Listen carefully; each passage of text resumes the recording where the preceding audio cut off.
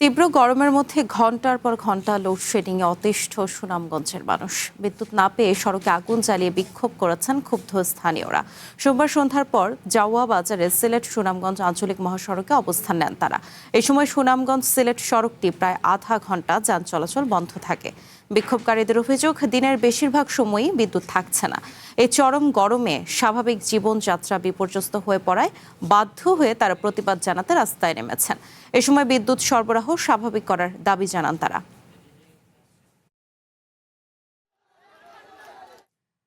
Load shedding এর বিষয়ে আরো জানাতে আমাদের সঙ্গে কুড়িগ্রাম থেকে রাশেদুল ইসলাম রাশেদ ও সুনামগঞ্জ থেকে জাকির হোসেন যুক্ত হচ্ছেন। শুরুতেই যাচ্ছি কুড়িগ্রামে।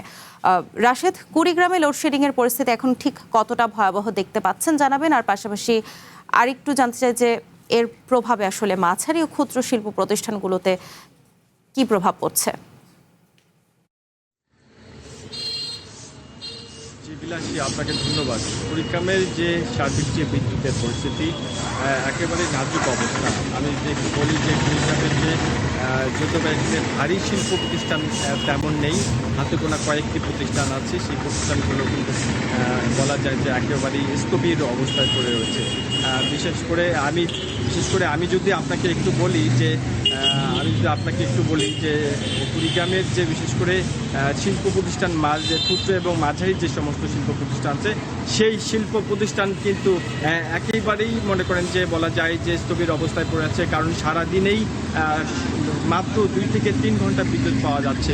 এখানকার যারা বিশেষ করে যারা লেদ এবং সেই সাথে অন্যান্য যে শিল্প প্রতিষ্ঠান আছে, যারা আসলে বিদ্যুতের উপর নির্ভরশীল, সেই প্রতিষ্ঠানগুলো কিন্তু একেবারেই বলা যায় যে বন্ধ রয়েছে।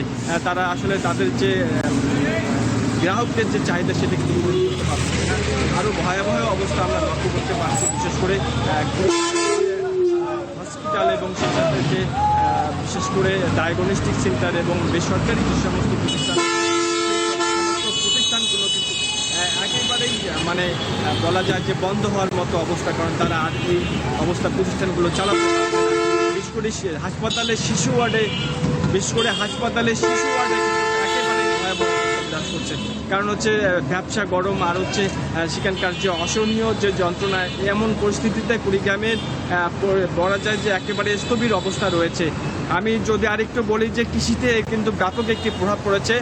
বিশেষ করে এই আমন মৌসুমে এখন মোটর দিয়েই আসলে কৃষকরা তাদের আমন রোপণের চেষ্টা করছে।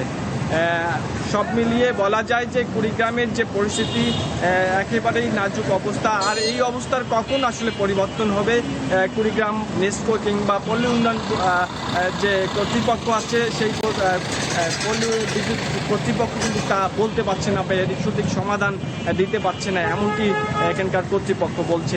বিলাসী, এই ছিল কুড়িগ্রামের বিদ্যুতের সর্বশেষ অবস্থা। ধন্যবাদ রাশেদ, আপনি থাকুন। আমরা এবার লোডশেডিং এর বিষয়ে জানতে যাচ্ছি সুনামগঞ্জে। জাকির, জেলায় কত ঘন্টা পর্যন্ত লোডশেডিং হচ্ছে জানাবেন, এবং এ নিয়ে আসলে সাধারণ গ্রাহকরা কি বলছেন? দেখুন, সুনামগঞ্জ শহরেই আমরা দেখেছি যখনই লোডশেডিং হয় 1.5 থেকে 2 ঘন্টা, কোথাও কোথাও 3 ঘন্টা পর্যন্ত লোডশেডিং হয়। এটা হচ্ছে শহরের প্রেক্ষাপট বললাম। কিন্তু গ্রামের কথা যদি বলি, যেহেতু সুনামগঞ্জ একটি হাওর অধ্যুষিত এলাকা, আমরা হাওরের যে সমস্ত গ্রামের অবস্থা দেখে আমরা বিভিন্ন জায়গা থেকে আমরা খবর পেয়েছি। সুনামগঞ্জ 12টি উপজেলা নিয়ে গঠিত। যখনই লোডশেডিং হয় 5 থেকে 6 ঘন্টা, 7 ঘন্টা পর্যন্ত লোডশেডিং হচ্ছে, এমনটাও আমরা বিভিন্ন সময় অভিযোগ পেয়ে থাকি। আর সবচেয়ে এই লোডশেডিংয়ের কারণে সবচেয়ে বেশি সমস্যা হচ্ছে, যেহেতু সুনামগঞ্জ কৃষি প্রধান একটি জেলা। আপনি জানেন সুনামগঞ্জে কিন্তু ভুরো চাষাবাদ হয় এবং ভুরো ধান কিন্তু এই মুহূর্তে মজুত করা আছে। সেই ধানগুলো কিন্তু এখন মিলারের কাছে আছে, অর্থাৎ চালকলের যে মিল রয়েছে সেই সব মিল সবচেয়ে বড় বিড়ম্বনায় পড়েছে। কারণ দেশের বিভিন্ন প্রান্তে কিন্তু এই চাল পাঠানো হয়, কিন্তু এই মুহূর্তে কিন্তু লোডশেডিংয়ের কারণে তাদের যে চাল যে উৎপাদন, অর্থাৎ তাদের যে চাল তৈরি করা, সেটা কিন্তু এখন এই মুহূর্তে করতে পারছে না বলে আমাদেরকে বিভিন্ন মিল মালিকরাও আমাদেরকে জানিয়েছেন। কিন্তু সবচেয়ে বড় ভোগান্তি হচ্ছে এই মিল মালিকরাও কিন্তু এই মুহূর্তে সবচেয়ে বড় ভোগান্তিতে রয়েছে। আর বিদ্যুতের যে ঘাটতি সুনামগঞ্জে রয়েছে সেটা আসলে বলা যায় না। কিন্তু সুনামগঞ্জে সাধারণ মানুষ এবং আমরা বেশ কয়েকজন সুদীজনদের সাথে কথা বলেছিলাম, তারা আমাদেরকে যেমনটা জানিয়েছেন, সুনামগঞ্জে কিন্তু দেশের সবচেয়ে বেশি হয়তো বা যে ইজি বাইক, অর্থাৎ ব্যাটারি চালিত যে অটোরিকশাগুলো চলছে, সেই অটোরিকশার কারণে কিন্তু সুনামগঞ্জে বিদ্যুতের একটু চাহিদা বেশি, কারণ অটোরিকশা কিন্তু চার্জ দিতে হচ্ছে প্রতি রাত্রে প্রায় কয়েক হাজার, অর্থাৎ 10 থেকে 15,000 অটোরিকশা শুধু সুনামগঞ্জ শহরেই চলছে। এইসব ব্যাটারি চালিত অটোরিকশা কিন্তু প্রতিদিনই যে পরিমাণ বিদ্যুৎ তার প্রয়োজন হয়, সেটা কিন্তু বাসাবাড়িতেও কিন্তু এত বিদ্যুৎ প্রয়োজন হয় না। তো সার্বিকভাবে আমরা বলতে পারি সুনামগঞ্জে কিন্তু মানুষ, বিশেষ করে গ্রামের মানুষ কিন্তু এই মুহূর্তে যে লোডশেডিংয়ের জ্বালায় কিন্তু একেবারে অতিষ্ঠ হয়ে গেছে। আমরা দেখেছি গতকালকে রাতেও কিন্তু সুনামগঞ্জ সিলেট সড়ক অবরোধ করে মশাল জ্বালিয়ে, আগুন জ্বালিয়ে কোথাও কোথাও বিক্ষোভ করেছে। এর আগে আমরা দেখেছি সুনামগঞ্জের অভ্যন্তরীণ যে সুনামগঞ্জ থেকে ধীরাই সড়কের একটি জায়গায় তারা বিক্ষোভ করে। তো এই সমস্ত আসলে মানুষ কিন্তু যদিও বিক্ষোভ করছে, কিন্তু তারপরও বিদ্যুৎ বিভাগের কোনো কর্ণপাতই হচ্ছে না। মানুষ, বিশেষ করে গ্রামের মানুষ এই মুহূর্তে একেবারে অতিষ্ঠ হয়ে আছে।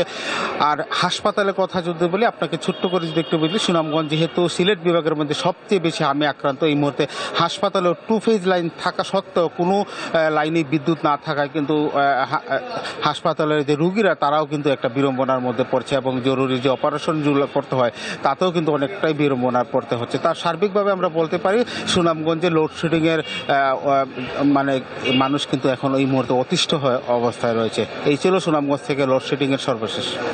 ধন্যবাদ জাকির ও রাশেদ, আপনাদের দুজনকে এতক্ষণ যুক্ত থাকার জন্য। লোডশেডিংয়ের বিষয়ে কুড়িগ্রাম ও সুনামগঞ্জের বিষয়ে জানছিলাম।